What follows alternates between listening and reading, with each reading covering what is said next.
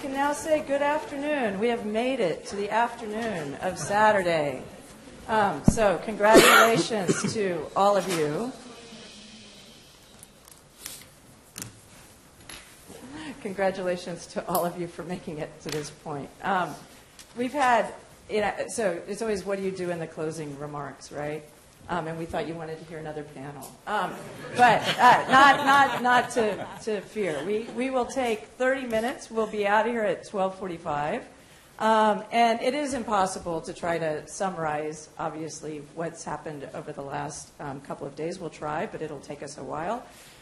So what we thought we would do is, first of all, just remind you that this is the first conference in a 5-year project. And we will be getting more specific as the years go on, with a focus on natural resources and labor, as I mentioned. So it was intentional. There wasn't too much on those topics. We didn't want to shoot our whole wad at this conference. But also we wanted to have a broader discussion about human rights and inequality and the relationship between them. So in some ways, we're going to go back full circle to where we started, but with the hope of seeing what might have come up because of the 2 days that we didn't have when we began on Thursday afternoon. So we said at the beginning, and in the call for papers for those of you who responded to it, that there really have been 3 ways, if we think about human rights and inequality, in which it seems that human rights has taken up issues of inequality, even if they haven't explicitly said so. And one of those was by talking about poverty.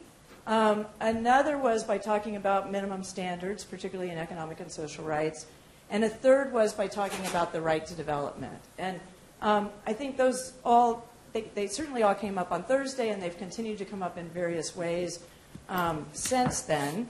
But we also said, so why were we having this conference? What did we want to do that was different? And some of the concerns we had about the ways human rights had addressed inequality was that all of those instances I just mentioned tend to, at least initially, focus on the bottom and not the top. That they don't focus on the differences between the bottom and the top, or the bottom and the middle and the top. Because they don't ask the why questions, as Susan Marks puts it, or get into root causes or the root causes of the root causes, right? And so we selected papers that attempted to do that. We couldn't all hear everything that went on in the conference because we had simultaneous panels a couple of times. So we just invited a few people to come back from the plenary panels, not to represent the panels, but to tell us what happened for them in the last couple of days that might help us and them think about human rights and inequality, and hopefully we'll have time for a few of you to chime in as well. But Dan was going to start with how he thinks different. Well, so rather than spending too much time telling you how I feel differently about human rights and inequality, I thought I would actually start with some of the questions that we had posed. We thought that there was reason to go beyond the traditional approaches, and we said at the beginning of the conference that the attempt here was really to get a sense of what people were already doing and to get a better conceptual sense of the relationship between human rights and inequality, or inequality and human rights. And when the title of the conference and sort of our mental title for this project has been Inequality and Human Rights, and the ampersand is really just a placeholder, right? I mean, like, what is that connection? And different people have proposed different connections, and we've thought really of these proposals in terms of questions. So, some people, not too many, I think, have said, human rights is totally up to the task of addressing inequality. We can use human rights to beat inequality in some ways. There were more people, I think, who said, actually, human rights is a pretty weak tool for dealing with socioeconomic inequality and possibly shouldn't be the tool we first turn to. Then other people suggested, well, actually, human rights is itself a human rights violation, and whatever tools you use to attack it, we should be motivated by the fact that it's a human rights violation. Rodrigo, I think, did a good job in the first panel of talking about the ways in which inequality causes human rights violations. And we've seen that also, right? Worse health outcomes, worse not only economic outcomes, but educational outcomes, lots of different outcomes that come out of inequality, outcomes that we care about because they're human rights in some sense. There was a lot of discussion, I think, if the underlying concern is not so much either inequality or human rights, but justice in some sense, right, then which is the better tool, right? Is inequality really weak because it's too abstract, too remote, insufficiently motivating, maybe not the vernacular we use now to deal with questions of justice, right? Maybe we need to turn to human rights as a way to produce greater justice, or maybe it's not, right? Maybe it has all these inherent limitations and, myopias that cause us to actually rather prefer more explicitly economic language to talk about social justice and redistribution, right? So those are the kinds of questions I think that I came in with, and I've gotten a lot of ideas, actually, from many of you for starting to answer some of those questions. But in a way, if this conference was meant to be the start of a project, then it did a good job because it opened, I think, more questions than it answered, and it motivates us, I think, to continue working on these questions over the next few years. And as Karen mentioned, we will be focusing in on this question of inequality and human rights in the context of natural resource extraction, natural resource governance, and the allocation of costs and harms and benefits from natural resources, and then later for the future of labor. Well, I want to say you should thank, since I realize we have all lawyers up here, so Barbara Harlow was responsible, who's a professor of English, for putting the ampersand on the table. And I was also thinking Neville's poetics of numbers and hashtags. So there is influence from literature folks here. But we said we would do this in the context of rethinking human rights in the 21st century. So if we want to think about human rights in the 21st century, we have to think about inequality. So maybe you all could start by helping us. You've all obviously thought a lot about distribution and human rights, but did anything come up for you that was jarring, challenging, different in terms of helping us? What do we need to do in terms of human rights for the 21st century as a result of these discussions? Should we start with you, Raj? Sure. I must say, like you said, it's a huge event, and I'm still trying to process much of what I have listened and fascinating exchanges and papers. So I don't have some great, fantastic things to say about inequality and human rights that you haven't thought of already or anybody else hasn't thought of already. But it seems to me that one thing that perhaps, that became obvious to me, at least listening to the presentations, especially the one on natural resource governance and migration, and then the dialogue about meritocracy, is the extent to which it's very hard for human rights to take account of interlocking inequalities. You can go about inequalities one type of inequality at a time, but when class and race, for example, work together, when indigeneity, for example, works together with particular processes of capital extraction and displacement, when spatial agglomeration, in the sense in which cities are changing, works to concentrate, for example, rings of, literally creating apartheid cities around the world in terms of where do people get to live and who gets to access things. These are trends that we are seeing around the world, and what resonated to me was the fairly solid, robust, detailed illustration of these interlocking trends of inequality in many of the presentations. Now, the one thing I didn't hear much about is what can human rights do about it? I'm not sure that the answers were there. People didn't have, for example, a worked-out theory of how a reformulated, economic and social rights framework, with the exception, of course, Rodrigo's intervention on the workers' rights issue on the meritocracy panel, some examples like that. It wasn't a conference that was trying to work out detailed sort of responses. to how human rights can respond. And I have to say I'm not surprised, because I'm not sure that there are such worked out answers. I certainly haven't been able to produce much myself. And I think that that's not, however, a reason to condemn human rights or to abandon human rights. And I do think that human rights as struggle is actually one of many different ways in which you can tackle inequality.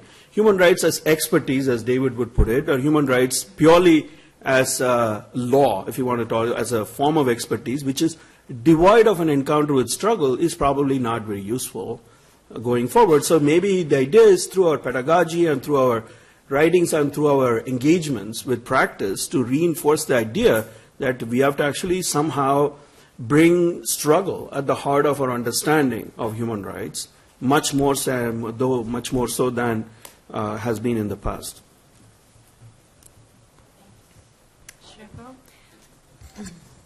I agree with Raj. I think that, as I tried to say yesterday, there is some sort of mea culpa of the human rights movement and practitioners and law clinics and human rights centers. We should re-examine ourselves. Inequality has emerged in recent years as a major concern globally. Even the World Economic Forum has considered inequality as one of the greatest risks. And yet, the human rights movement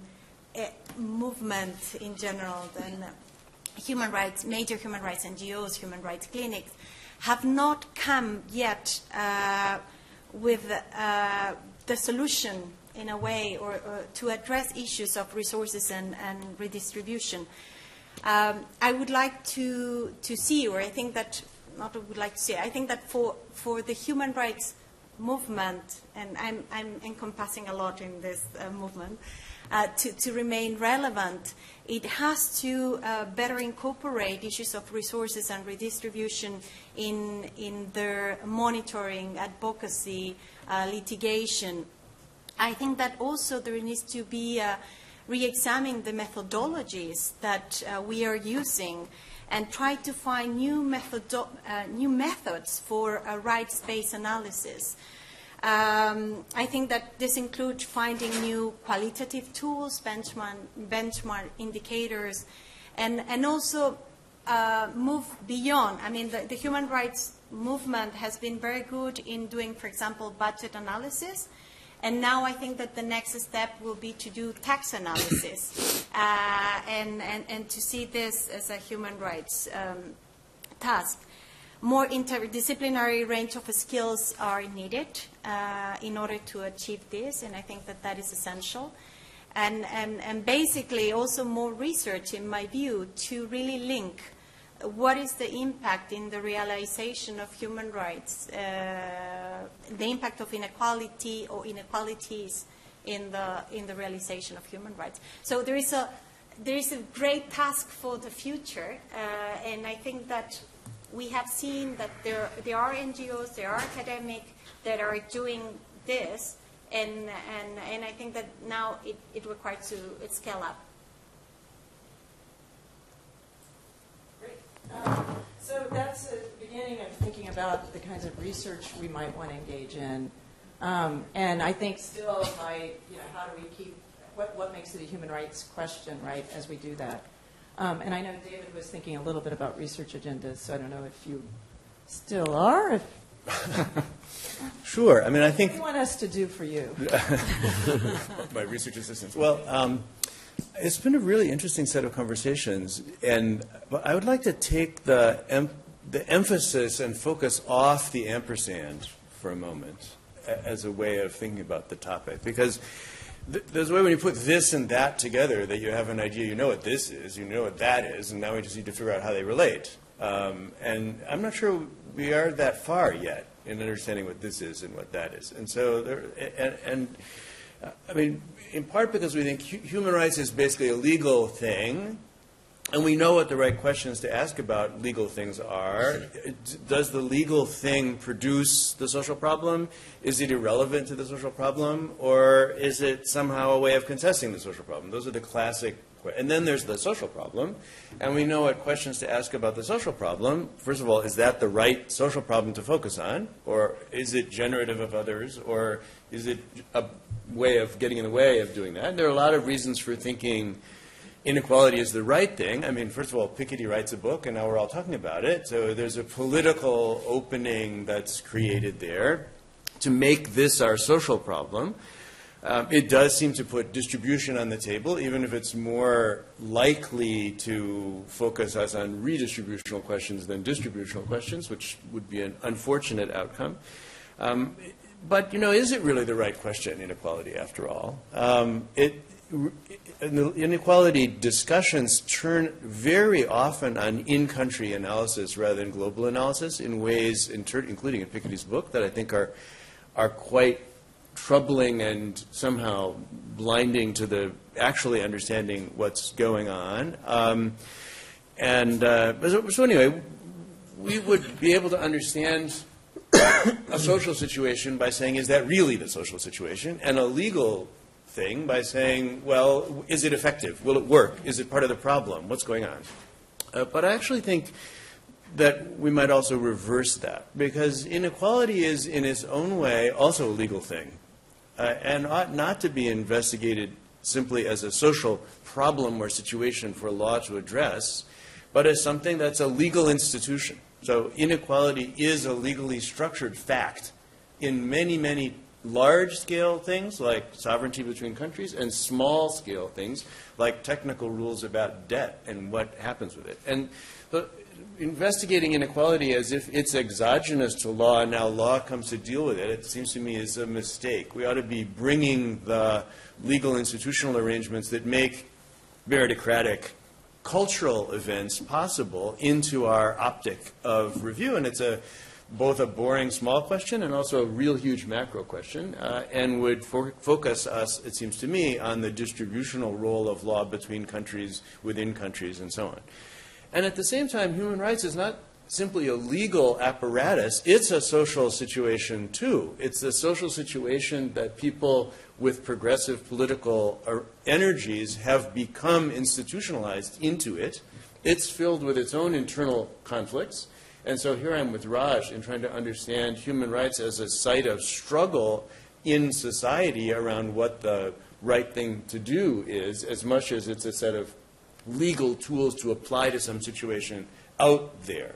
So my idea of the and is to get rid of the and try to treat human rights as a political, social, and cultural situation with positive and negative aspects, and to treat inequality as a legal institution whose structures can be interrogated. And there I would say one last thing, which is I've been very skeptical of this inequality thing, for some of the same reasons I'm skeptical of the human rights thing, namely that it leads us to imagine a large-scale thing, inequality, which we could address in a series of specific instances, rather than thinking it's just one damn winner-loser thing after another that aggregates in some way. And so it focuses us on the question, what do we as a large culture do about inequality, rather than in 1,000 struggles, how can we help the losers aggregate gains better and keep the winners from consolidating gains so often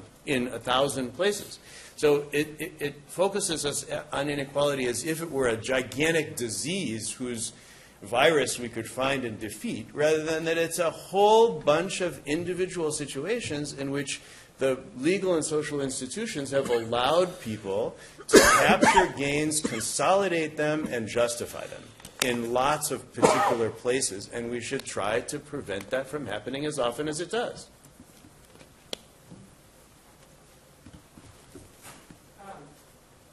That in which speakers? I say that because actually it was panel 3.6 and no, I think that there actually, we were saying, has been less skepticism of inequality at the conference, maybe because of the way we put the two together. If we get rid of the ampersand, it's not quite going to work. They're just going to be, well, maybe that. But I would say, I think Aureli's here. Yes, because I wasn't able to go to your talk, but I read the paper proposal, and I understand that that was one place in which there was a question about what we might lose in a focus on inequality, which I also take to be a part of what Raj was just suggesting. So I think that's important to at least acknowledge was there in play, and maybe not enough. Rodrigo. Thank you. First, I want really to thank you for inviting me. I think it was a very, very interesting event, and I'm trying as well to reflect on all the discussions. I think that there was an implicit agreement in the seminar that inequality or inequalities or all this process, economic inequality, is a bad thing and is increasing. And the question was if human rights has anything to do with fighting against inequality. And I think there were two kind of answers, some that were very skeptic about that, and I thank them because I'm the optimistic one. But it's good to face the skeptics to try to fine-tune our answers, because they thought that human rights was not a good answer because human rights has not much to do with economic inequality or vertical inequality, as some said, and was even counterproductive. But I think that that's a challenge. We in the field of human rights, we have to challenge this skepticism. And I think it's possible to build positive links between human rights, either as a legal institution or a broader phenomenon, and the fight against economic and social inequality. That can be done. It's not going to be the central struggle against inequality. I agree with that, but it's an important struggle. And I think that we can do that in an academic and political and activist agenda by trying to incorporate inequality in the human rights discourse, and that can do, and I will try to show some examples. And on the other hand, to try to show how using human rights might be, in certain contexts, an equalizing instrument. And I'm going to try to show 2 or 3 examples.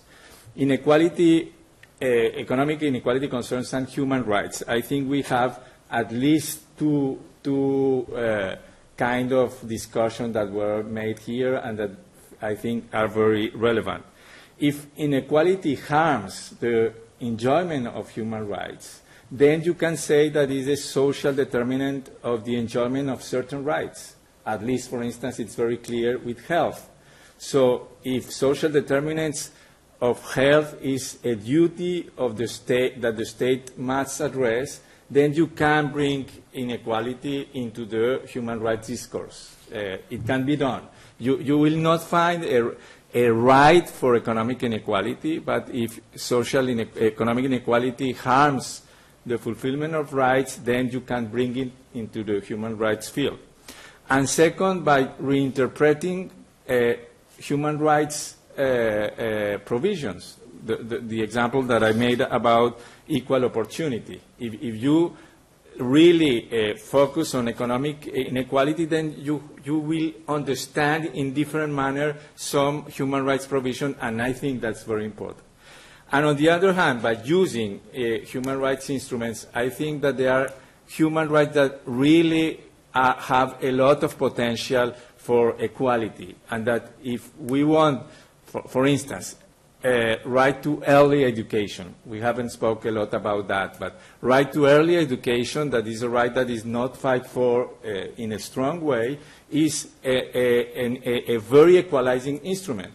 So if we want to use human rights for equality, then we should focus on those rights that has this potential. And second, there are principles in human rights that might be useful in other fields for the right for the fight for equality. For instance, I made the example about the use of the notion of maximum available resources in the discussion of tax policy. Then you can use this human rights instrument to reframe the discussion on tax policy. So I think there are bridge that can be built, and I hope that in 3 years we are going to have another conference and that we are going to convince these skeptics. Thank you. Yeah.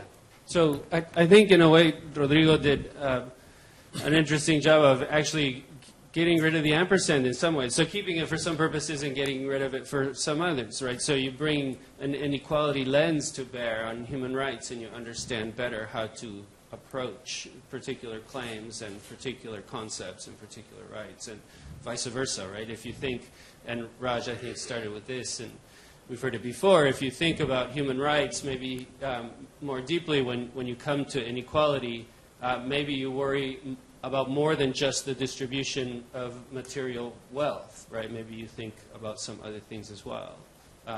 And that pushes you to think about inequality in a slightly different way. And then it's not a question of which one is a tool for working on the other, but of putting the two together and thinking about each of them differently.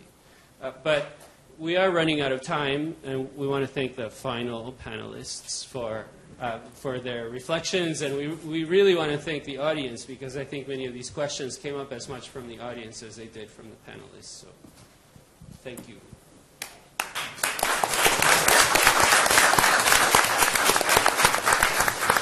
And just one last set of thanks to Julia, who deserves it again and again. And Sarah and Billy. And you're going to keep hearing from us, and we hope to keep hearing from you, and we're trying to devise some ways to make that happen. And stay tuned on that as well. So keep the conversation going, not just in the future, but even now as you start to go home. And thanks again. Look forward to the next time.